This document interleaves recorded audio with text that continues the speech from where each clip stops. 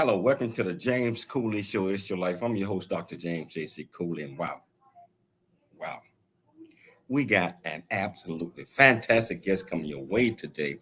Very good friend of mine, doing great things. I call him doing big things, not just in the United States, but around the world. And she is bringing a lot of knowledge and relief as relate to a lot of women in mental health. I tell you, I love having this young lady on the show. She brings so much inspiration and so much enthusiasm in what she do. So I tell you what, I want to patch everything. I want to patch television, radio, all the live streaming platforms. I put them all in at the same time. So Kevin, let's do it. It's Your Life is sponsored by James J.C. Cooley. Life is a series of circles and cycles, phases and stages. These are your experiences that teach you the lessons of life. You can either ignore them or embrace them. Welcome to the James Cooley Show. It's Your Life. James is a motivational speaker, author, military veteran, and founder of the James Cooley Foundation. James is here to equip you to strive for greatness and to overcome adversity. It's time to get equipped today for the challenges of tomorrow. Now, here's the host of It's Your Life, James Cooley. Hello, welcome to the James Cooley Show. It's Your Life. I'm your host, Dr. James J.C. Cooley. And wow, I am so excited. First of all, excited to be here. I'm excited that God gave me another day. And also excited to have made it back safely yesterday from New York. Now, my wife is still in New York right now. I'm in Texas, and baby, I miss you, but I'm glad to be home. But I'm also excited about this guest that we got coming on the show. I mean, she's been on the show 3-4 times, and if it's up to me, she'll be on 3-4 more. Because she is absolutely wonderful. But I cannot do anything or start a show without bringing on the executive producer and the co-host, Dr. Michelle Cooley. How are you doing today? I'm doing great. I love having this guest on our show. And it's interesting. We just celebrated Mother's Day this past Sunday. So, being a mother is a tough job, and kind of segues into a little bit of the topic Dr. Ronda Wood will be discussing today. So I'm not going to give it away until you give the okay, but we got a lot on our shoulders, but it's how we handle it is the key. So that is a key, because it's as you know, we was in service Sunday back in New York, and many things, regardless, a mother, good, bad, or indifferent. A son or a daughter could be bad or whatever. But guess what? The mother, regardless of how the kid might turn out, the mother still loves them. They can be the rotten kid or grown up or whatever. The mother still love them the same. So, but a lot of the things that we're going to talk about today with this guest, as it relate to mental health and mental well-being, from a woman's perspective, from a mother's perspective, I am so excited to be chatting with Dr. Ronda Wood. So, Michelle, can you do the honors? Can you introduce this absolutely fantastic, wonderful guest of ours? So introduce the title of the show, the purpose of the show, and introduce this guest. Yes. Well, the title of today's show is Beyond the Superwoman Myth, Nurturing Black Women's Mental Well-Being. And this is really an important show, audience. So, stay tuned. So we're having a sit-down discussion with Dr. Rhonda M. Wood. She's an award-winning international keynote, best-selling author, and media personality. She's going to talk about breaking the silence, redefining strength, unmasking the mask, beyond stigma, recognizing symptoms, strength in vulnerability, prioritizing self-care and the road to healing, and so many more. So recognized as one of the most prominent voices for mental health advocacy, Dr. Rhonda M. Wood is award-winning, again, international keynote speaker, best-selling author, media personality. Once a corporate professional projecting an image of having it all together externally, Rhonda silently grappled with daily challenges of depression, anxiety, and lingering repercussions from unresolved childhood trauma. After finally seeking out therapy, Dr. Ronda Wood, now shares her mental health journey with a level of transparency that resonates in the hearts of people worldwide.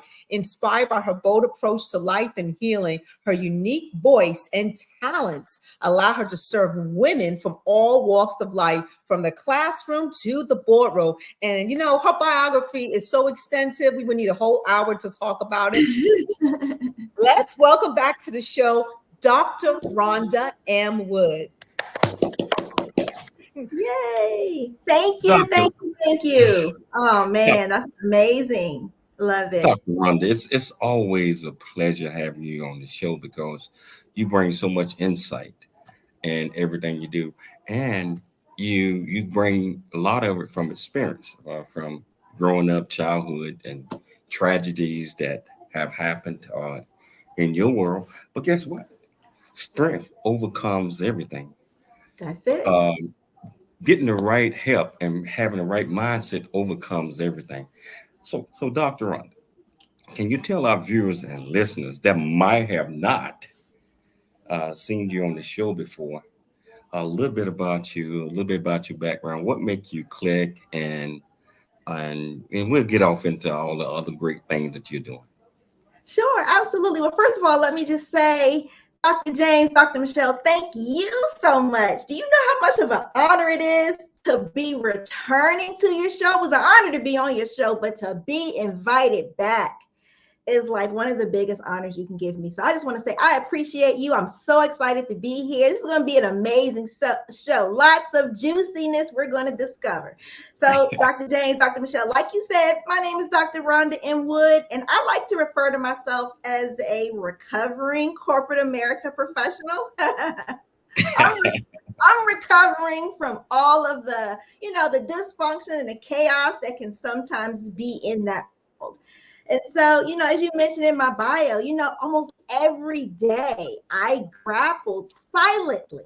The key word is silently. Like a lot of people are surprised to know that I had daily struggles with depression and anxiety and sometimes PTSD. Things would like trigger me and nobody knew.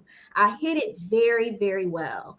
And so I decided, it was a tough decision, but I decided, you know what, I'm going to take some time away from this very demanding environment. And I'm going to prioritize me. I'm going to prioritize my physical health, my mental well-being, because I was feeling overwhelmed, overworked, undervalued, stressed out, and burned out, most of all. And I was at risk of having a nervous breakdown while trying to still portray this I'm strong, I'm in control, and I'm in charge persona. So what I did when I stepped away, I was invited to share publicly on a platform about what it is like being a person with a mental health condition, but also supporting loved ones in my family with a mental health condition. And things took off from there, Dr. James and Dr. Michelle. Once I saw the impact me sharing my story had, I was like, oh my goodness, I had no idea more and more people could relate to what I was going through. So I decided to do it more and more. The more I did it, the more invitations I received to do it. And those invitations, Dr. James and Dr. Michelle, have literally taken me around the world. I have been to London 4 times in the last 18 months. I've been to France 3 times, and I've even stepped in Belgium. Can you believe that? I would have never imagined. And so I share my journey, my mental health journey, and I do it very transparency. I don't hold anything back. I let people know because there's too much silence. People are silently struggling. And so what happens when I'm transparent, when we're open about some of the things that we're going through, it kind of frees other people to do the same. So here we are. Wow. You mentioned a whole lot to unpack in that one, but you're doing so much. I know all the great things, not all the, because you're doing so many that you're doing. Like I mentioned at the start of the show, it's not just in the United States. You're traveling around the world. You got your own television show over in London. You're doing great things. I mean, but we got about 2 minutes before the break. So, Dr. Rhonda, what do you believe in your heart is your purpose? Because you have taken this stuff and you are helping so many people. Can you tell our viewers and our listeners what you think is your purpose? I love that question. Here's what I believe my purpose is. One of my biggest gifts is my voice. I use my voice orally. I use my voice written. And I also, believe it or not, I grew up with a deaf sister. So I use my voice through sign language interpretation. Sign language. I actually interpret sign language. And what I do is even though I spent over 30 years in corporate America, none of that has gone to waste. I take that experience to do what I'm doing now. There are so many people in the world who are struggling with a lot of challenges. A big part of my purpose is to help other people find theirs, to help other people get free from the things that have been holding them back from becoming the person they were destined to be. And you know what? And that's so major right there is many of us, I mean, most of the time we don't know who we're destined to be. Sometimes we never know who we're destined to be. I believe that each one of us has a purpose, and things are going to occur in our lives that's going to throw us off track or off path. Most importantly, I believe that I mentioned mindset from the beginning, that we have to be cognitive of what's going on and what's going to help us grow and how we can pull ourselves out of a hole when we are cast into one where we don't understand, when we lack understanding, and many of us think that God is picking on us because He take away family members, He take away this and put us in certain situations, circumstances. I believe that in understanding what your purpose is, all of these things must occur, and we have no jurisdiction over these things, but we do have a way of reacting to what's happening to us. I tell you what, we're going to take a station break, but when we come back, we're going to lock in on the topic of the day. And I tell you, if you want to be part of the conversation, a couple of ways. You can just go to the platform that you're watching us on and just go to the comments, ask any question that you might have, or you can pick up the phone and call KCBQ AM 1170 Amps FM 96.1 and ask Kevin, to pat you through and ask any question that you want to. And we'll get you an answer. It's your life. And we'll see you shortly after the break. There's more stories of greatness to help you overcome adversity coming up on It's Your Life with James Cooley. Hi, I'm Todd Pierick, the producer of The James Cooley Show. Really get a chance to know who you are.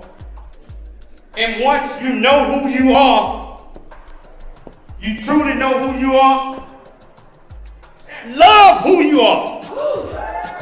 Love who you are. You're a masterpiece. Love who you are. Love who you were born to be. Love me some me. That's what I'm talking about. When you leave high school, you gotta know today or tomorrow, or hopefully today, what your plans are. Hopefully, there is no bad decision unless there is no plan. Create, collaborate, commit with confidence. Commit with what? Commit with what? And everything that you do.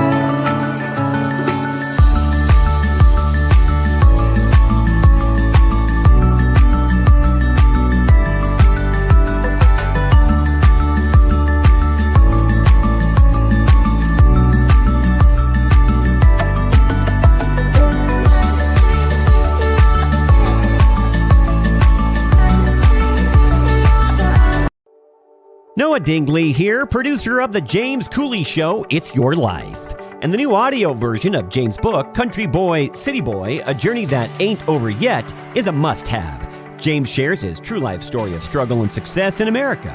It's both a cautionary tale and a roadmap to achieving the American dream. Get the new audio version of Country Boy, City Boy, A Journey That Ain't Over Yet by James Cooley on Amazon.com or wherever audiobooks are sold.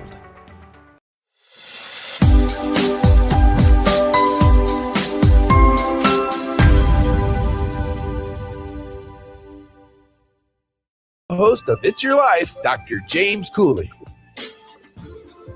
Hello, welcome back to the James Cooley Show. It's Your Life. And I tell you, just enjoying this guest here. Every time she come on the show. Kevin, I don't know if you can hear me. Can you hear me, Kevin? Yes, I can.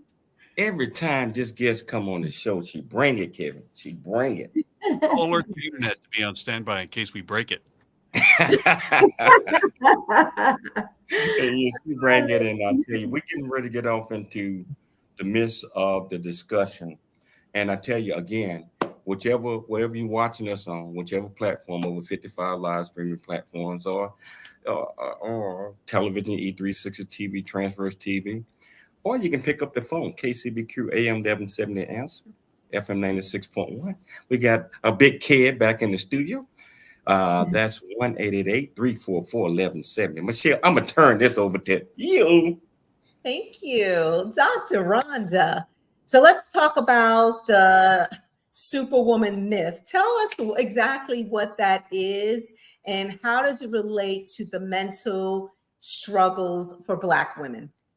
Wow, loaded question, but I love it. Okay, listen, this superwoman myth. The superwoman myth or the superwoman sort of persona, right? That is sort of this thinking, this mentality that we have to always portray the image of being strong and controlling, charged. I have it all together. If you think about Superwoman, remember Superwoman? She wore a cape. She was like this powerful figure. I got this. I don't need you, right? We're even taught to do this Superwoman pose. You know what I mean? Before walking in a room or before walking on stage to kind of get our mindset and to get our mind in the game of having this authority, right? So, but here's the thing, Michelle. Sometimes the thinking behind that can be detrimental to our mental health. Now, don't get me wrong. It is nothing wrong with wanting to be strong. Nothing wrong with wanting to be bold. Nothing wrong with wanting to be courageous or having it all together or being successful, being accomplished, having great achievements. Nothing wrong with that. But are we pushing ourselves to be on a scale of 1 to 10? Are we pushing ourselves to show up on a 10 all day, every day, regardless of what's going on behind the scenes? Now, let's be real. There are some days we might not be, feeling it that day. There are some days we might need to step back. There are some times when it's going to be hard. And even through that, even when we're not okay, even when we're going through tough times, we still want to give the image and portray as if everything is fine, right? So that's what we call sort of this superwoman, persona. Because what happens is, one, you're not being true to yourself. One of the biggest lies, I think I saw this today, one of the biggest lies told, most common lies told, is when people ask how we're doing. 9 times out of 10, we're going to say, I'm fine. Isn't that true? We're going to say, I'm fine. The issue is that we'll say it even if it's not true. We'll just say, I'm fine. Things are good. I'm okay. I got this. What about the moments when that isn't accurate? Is there anything wrong with being vulnerable to certain people, the right people? This is not something you want to do with everybody. Is there anything wrong with sort of, being true to yourself in those moments when that's not true. Hey, you know what? I'm having a hard day. Hey, you know what? I might need to take a mental health day today. I might need to take a step back. I need some time. That's exactly what I did about 7 years ago now. About 7.5 years ago, I said, you know what? I'm going to be true to myself. I'm going to say that things are not going well right now. It is a bit of a struggle for me. This is a bigger struggle for me, right? To process this, what's going on personally, and still show up to work and be able to give 100%. That wasn't fair to me to have to live a lie. It wasn't fair to my team. It wasn't fair to my family. So the Superwoman myth is this mentality, is this belief that I must flawlessly, without flaw, with little effort, juggle all of these endless responsibilities without showing any kind of struggle. Nope, no, there's no struggle here. There's no struggle here. I got this. Everything's fine. Death in the family. No, I got this. Lose your job. Oh, everything's okay. We're good. No, don't need any help. I can still take care of that. No, don't take this away from me. And why is that, Michelle? Why is this myth so common? And then why can it be detrimental to our mental health, right? We don't want to feel inadequate. I know on the job, I still wanted to look like I was in control because I didn't want them to think that they made a mistake in hiring me. I felt like I worked so hard to get to this table. I worked hard to earn a place at this table. I feel like now I have to prove that I belong here. I felt like everybody was looking at me. There weren't a lot of people in the environment that looked like me. There certainly weren't a lot of people at the top that looked like me. So I felt like I was responsible. I had this burden on my shoulder to speak for all the Black women leaders out there. Rhonda, don't you mess this up for us. Mm-hmm. Oh my gosh. Pressure, right. That's a lot on a Black woman's shoulders. I mean, we're two minorities. We're women. Well, we're women, and we're women of color. So Absolutely. It's like the extra burden is like, wow, I'm carrying the extra burden for all the Black women in the world. Exactly. I didn't sign up for that. Exactly. And so we have these feelings of feeling inferior, inadequate. We don't want to appear weak. We don't want to look like we don't have it. We don't want them to speak, to be like, well, we tried to give her a chance. Maybe we should just replace her. We don't want to feel like we won't get a promotion or a raise. We won't want to feel like responsibilities will be taken away or we'll get demoted. At home, we always want to want our children to look up to us. So we never want to look like, well, hey, mom's about to fall apart over here. Mom don't have it all together. And that sometimes can lead to stress, overwhelm, burnout, and stressed out. And that was sort of where I was leading. So in that moment at my job, when I felt those things creeping up on me, I had this demanding job that I felt like, man, I got to show me 100% here. But I didn't want to give my family my leftovers.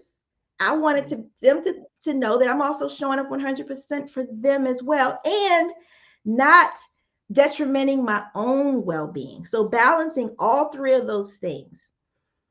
And I knew when I went to my then boss and said, listen, I'm going to take some time away. I have some things that are a priority that I need to handle. And it was at the fear of being judged. It was at the fear of stigma. I was like, they're probably judging me. They're probably talking about me. I'm feeling like they might reject me. What if I don't get invited back? You know what I mean? What if I get fired? What if they replace me? All of these things went to my head, but they never superseded what I felt was the priority at that time. Me and my family. So that was the priority. Our mental and physical and emotional well-being were the priority. So I had to put that Superwoman cape aside. This trying to portray this image of being strong in control, and I can juggle all these things without showing any sign of weakness or struggle or without it being so difficult and things of that nature. I was like, I don't have anything to prove to anybody. Why do I feel like I have to prove things to that image? And not only that, I feel like that's something that's been passed down to us. and that if we're not careful, we're going to continue to pass it down. And you know what's interesting? It's like, I do believe part of the myth, and we'll get a little bit more and more into this, is that, you can have a woman, a Black woman who's, lives in a nice house, nice neighborhood, wealthy, great job, handsome husband, kids go to great school, they buy the best clothes. That's external stuff. So sometimes the myth is, what are they complaining about? They got everything. And that just makes it even worse we're talking about Black women to actually want to seek help, because it's like, I got all this. Why am I feeling this way? And you don't want to seem ungrateful. And it has nothing to do with things. It has to do with what you feel inside. I don't care what you own or how much money you have in the bank. It's all about your emotions and mental health. What is your thoughts on that? Ooh, Michelle, you just touched on something there. I think that's huge. Because let me tell you, your mental well-being is priceless. It's priceless. Your well-being should always be the priority. And it shouldn't matter the size of your house, the size of your bank account, how many letters you have behind your name, the type of car you drive. All of those things are secondary to your mental. I've seen people get so stressed out and just really lose it trying to maintain a certain lifestyle. Or as we're talking about, also trying to maintain a certain image. Woo! Or keeping up with the Joneses, so to speak. And that's commercial. You know what? This is so great of a discussion. And we're gonna take a station break. All right. And we're gonna come back. And I think I'm gonna let Michelle handle this for a little while. Because Kevin and I are just sitting back, just listening. But taking notes. Yes. Never interrupt, ladies, James. Never interrupt.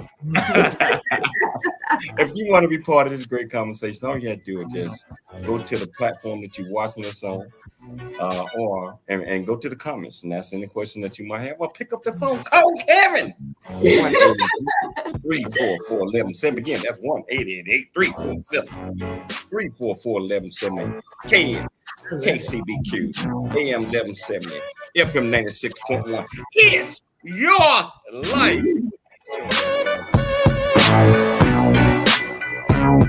There's more stories of greatness to help you overcome adversity coming up on It's Your Life with James Cooley. There's much truth in a journey that ain't over yet, as all of us.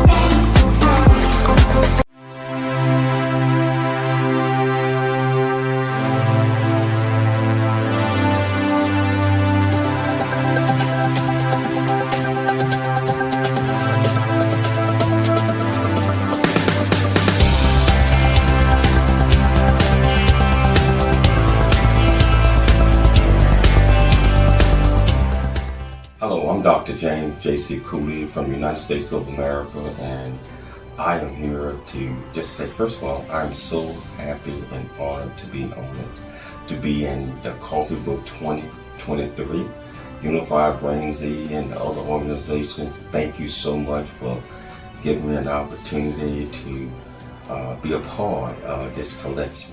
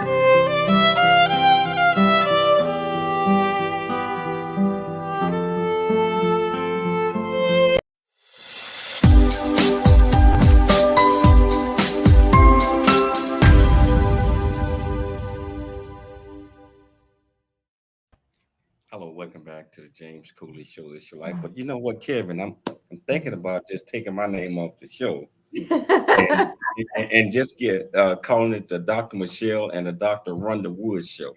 I'll What get are him your on. thoughts on I tell you, just sitting back and listening to Rhonda and Michelle, and many do not know the struggle that women have to go through, especially Black women. I mean, I don't mean to be discriminating or nothing like that, but some of the things, just like Rhonda had mentioned, having a seat at the table and things that happens at a job or at the table when you, especially when you're the only one there. I have been in a situation where I was the only one at the table. I'm talking about from a man perspective, Black man perspective, and there are so many pressures and there are so many things that we have to make sure that we well abreast of. And sometimes we have to sit back and pull away, and that fear, wow, am I going to be invited back to the table? Am I going to get fired? Are they going to think, I mean, what am I going to do? Am I going to be able to take care of my family? All of those things. When you've been in that situation before, it's real. It's not stuff that you just see on TV. That's not real. This is real.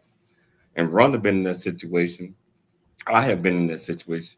Michelle has been in that situation before. On what do I do now? And that's where Rhonda's story, what she's talking about today, beyond the Superwoman myth, nurturing Black women in the mental health, because it's all about mental health. And that's what it's all about: mental health, mindset, being able to narrate yourself through, understanding that all of these things are coming towards you, and you don't understand how you're going to do this. But just staying sane and just Most staying definitely. focused is the most important thing. So I'm gonna turn it back over to you, Dr. Cooley. Thank you. Thank you. So, Rhonda, seeking help, mental health, it's such a stigma, especially in the minority community. Wow. And this is a two-part loaded question, so it's going to take a while. Just trying to get there. So the first part is, why is there a stigma, you believe, or research, why minorities should not seek mental health, Black women should not seek mental health? And the second part is the generations and generations before us, hundreds of years ago, people had like 10, 12, so-and-so kids. They worked the farm, like they did everything, but they were able to handle everything. But we didn't know what they were thinking. So maybe they were just doing what they needed to do. So let's talk about the stigma first, and maybe Black women feeling maybe pressure from the generations ahead of them. Before them, of, wow, so-and-so can do it. What am I complaining about? Wow. So there's that is a loaded question, but I love it. I love this conversation. So let's talk about the stigma. And I touched on this a little bit earlier. So I think for Black women, we are automatically looked at as these powerful figures, sometimes to the degree that it's intimidating. There's an expectation. There are times when people give things to us, ask us to do things, favors, projects, what have you, because they know we're going to get it done. We're going to move mountains to get it done. We're going to do what it takes. Listen, Michelle, many of us Black women, when we are sick, we going to get it done. When we're not feeling well, even if we have a to-do list a mile long, we're going to get it done. The stigma comes in. The stigma is, I don't want to feel the rejection. I don't want to look weak. I don't want to look like I'm, weak, like I'm that strong. I'm going to get it done. I don't want to look like I'm not in control, or I can't handle this, or, oh my goodness, she must need help. She can't handle it on her own. We love that. We love wearing that mask to conceal our inner feelings, our inner thoughts, and our inner struggles. The stigma comes in when we have to hide who we really are, what we're really thinking, and what we're really feeling, for fear of the rejection, the abandonment, or jeopardizing our image. Anything that's going to jeopardize that image. So we wear the mask.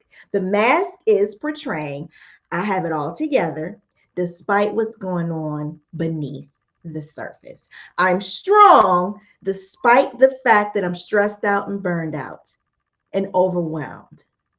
So we have these things going on, but we are silent about them. Like I said, 30-year corporate career, and nobody knew what I was showing up with every single day. They're surprised to learn that. They're like, girl, you don't have no mental health. Get out of here. Oh, yes, I do. So then there's that stigma. Now let's talk about the generational side. Hold on. Mm-hmm. I think that you just created a campaign slogan. Really? Regardless of what's going on, girl, we're gonna get it done. We're gonna get it done. We're gonna get it done. Oh, wow. Hey, I think we got a Dr. Terry Spain. How you doing, Dr. Terry? Dr. What Terry. advice would you give to a young lady who is starting their corporate career, Dr. Ronda?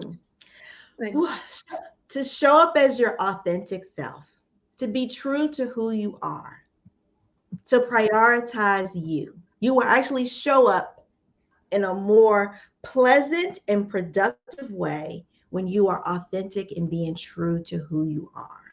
When you stop trying to please all the people around you, when you feel like you don't have to wear a mask, when you feel like you're safe to say, I'm going to take some time. I'm going to take my time away and prioritize me so that I can come back stronger. What did Simone Biles do?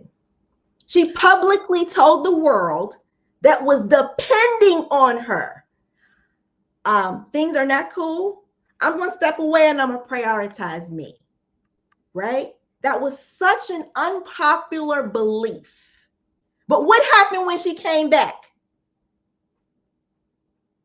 Honey, she won the medals. She came back better. She came back stronger. That's the result and the benefit of prioritizing you. Now, let me Hey, Rhonda, do that metal shake head thing again. Yes. She came back and she was focused. She went out and got the help that she needed. But you know, a lot of people came back better.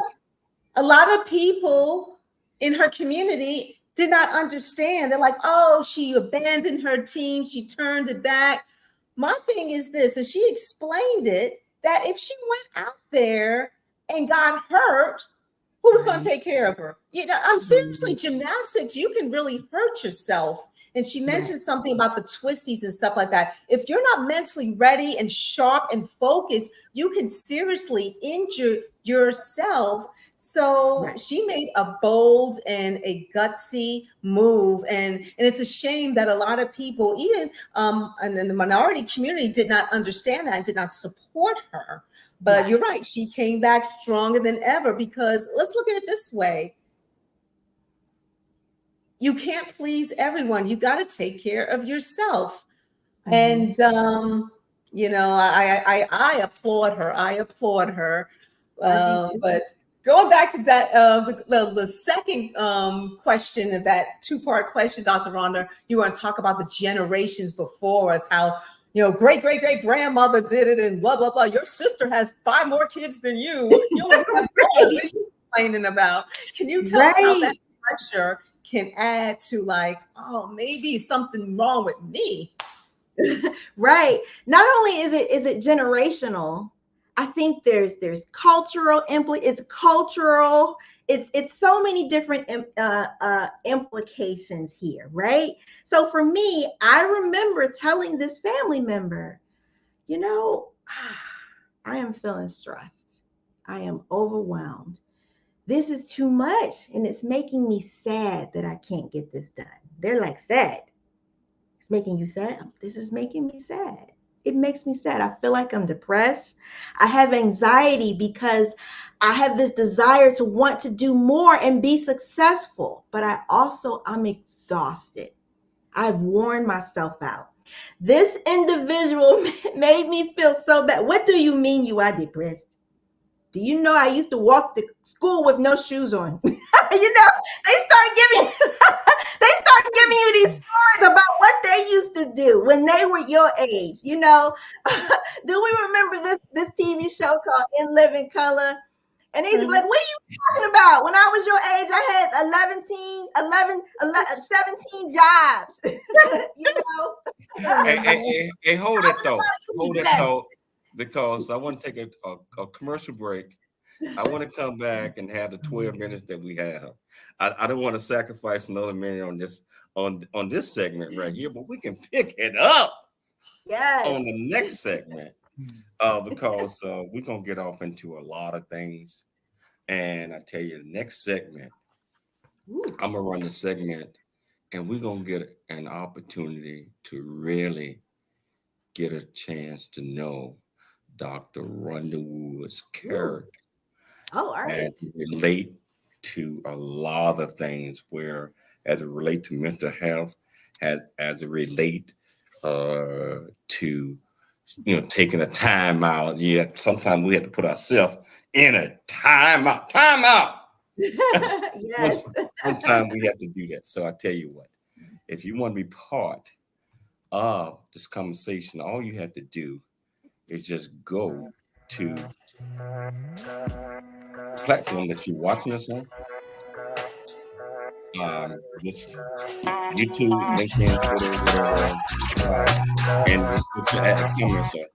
Well, you can pick up the phone and dial 1-888-344-1170 KCB Crew, AM 1170 Answer, FM 961. Prime time Sunday morning, every 10 o'clock AM Pacific Standard Time. Yes.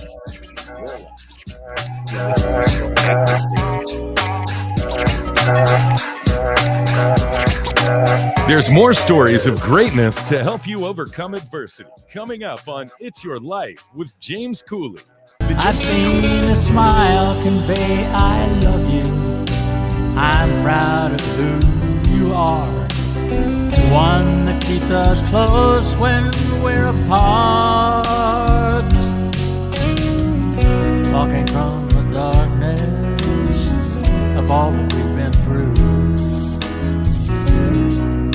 It seems that there might be a way to leave behind the loneliness we've known and live again a life of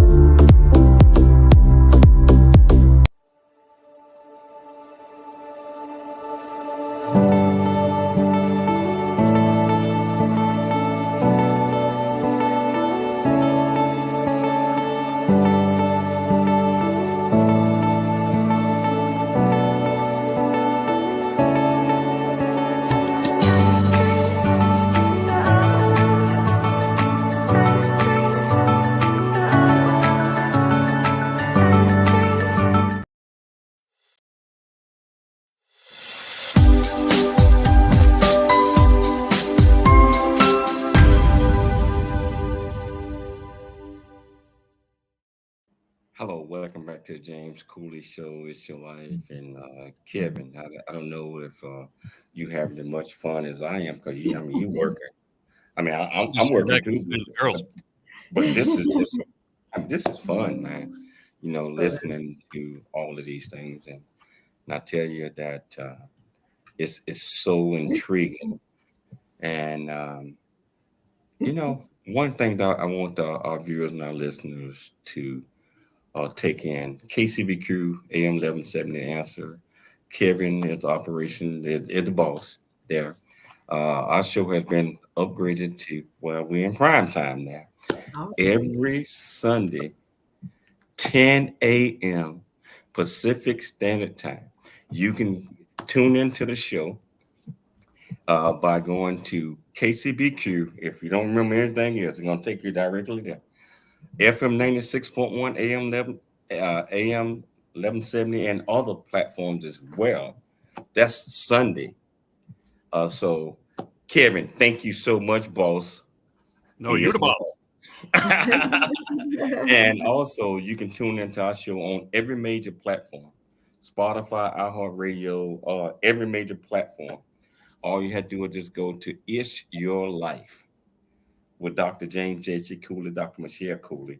We're going to pop up on all of those, or E360 television, transfer TV. All you have to do is lock in there and you can get it. But because we bring great guests like Dr. Ronda Wood. Great guests. Oh, thank So, you. and we're going to continue to do that. So, hey, I'm going to ask a question, Rhonda. I want to bring up something that's, I mean, during your childhood, during your life, your parents, you lost both your parents when you was young. Mm-hmm.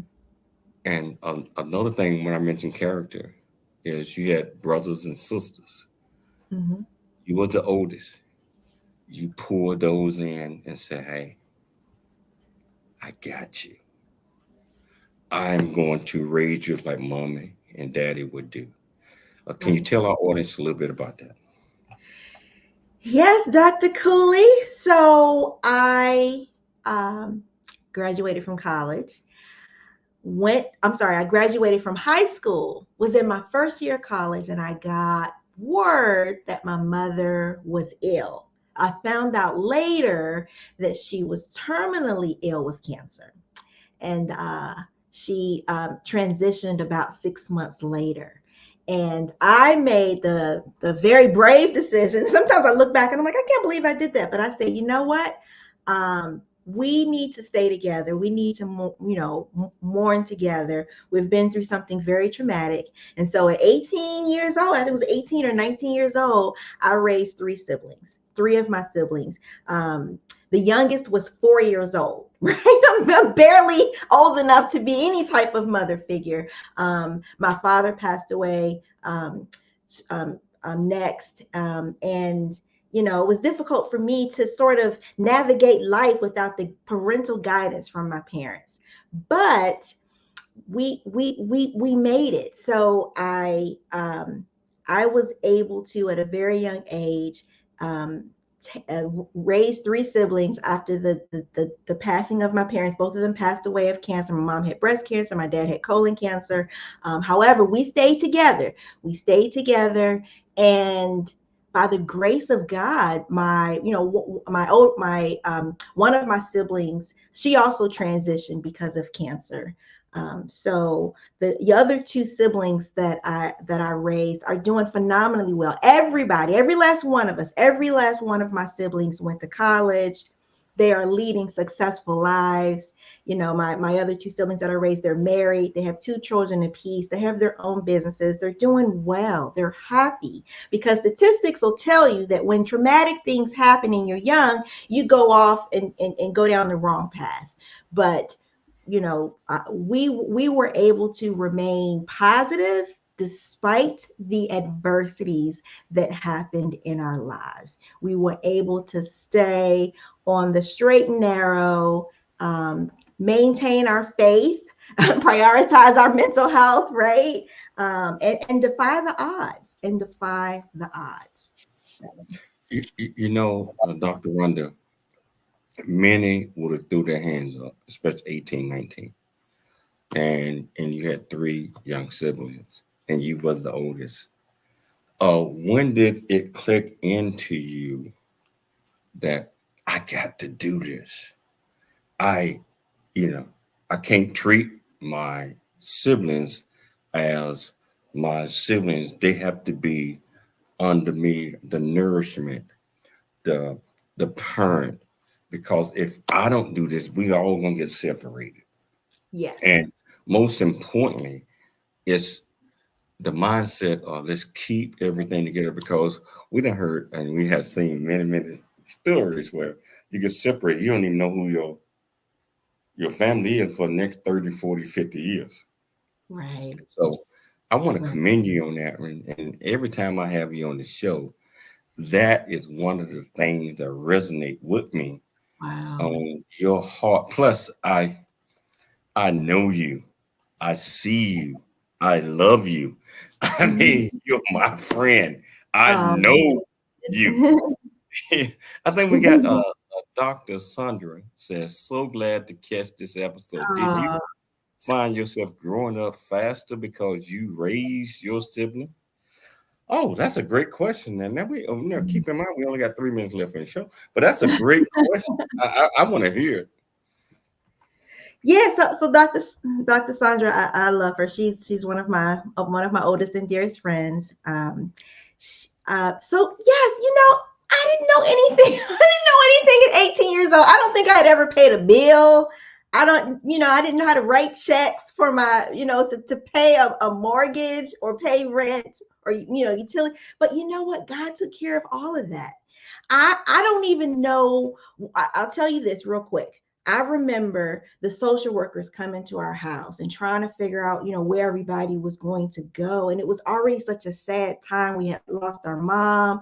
I only had 1 year of college. I wasn't sure, how things were going to work. Some family members were being really dysfunctional. And I was like, we need to stick together. It was just really sad. We need to mourn together. There was no way I was going to allow the state representatives to separate me and my siblings. We needed to stay together and be there for one another and heal together. That I was determined to make sure at least that happened. I did grow up fast. I learned a lot. I made a lot of mistakes. I did a lot of things wrong, but at the end of the day, we all turned out okay. You have done well.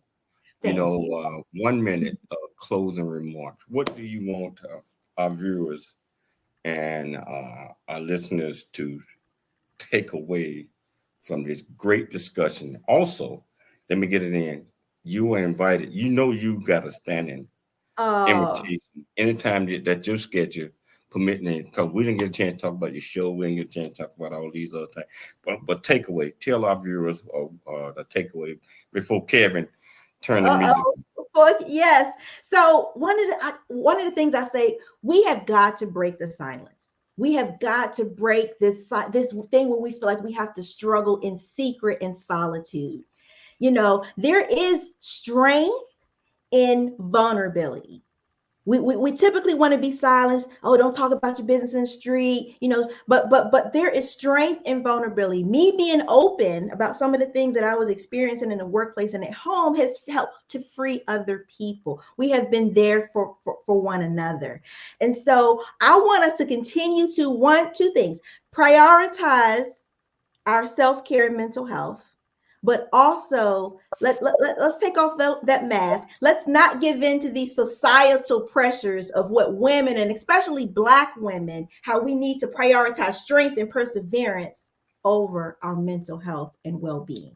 Well, let's Kevin, prioritize. Yes. Kevin, you got it, brother. But Dr. Rhonda, again, I want to say that it's an absolute pleasure every single time having you on the show. So I want to thank you so much for coming on the show. I'd like to thank you for having me. I'd like to thank Dr. Michelle Cooley again putting together an absolutely fantastic show. I'd like to thank my television and especially radio KCBQ AM 1170, FM 96.1. Kevin, are you there? I'm here, buddy. Hey, I'd like to thank those guys for always making sure that we have great shows and that we put them all out.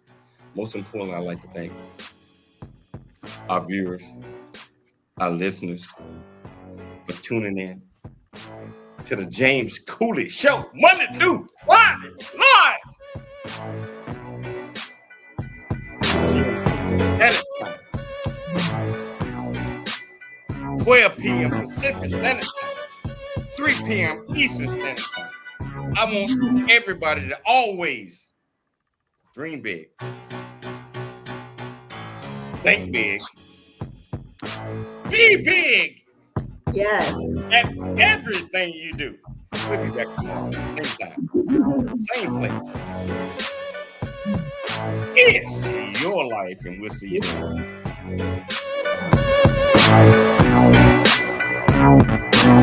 Thanks for joining us for the James Cooley Show. It's your life. To learn more about Dr. James Cooley and how you can support the show or become a guest, visit CooleyFoundation.org. Join James for more motivation and inspiration to help you become equipped today for the challenges of tomorrow.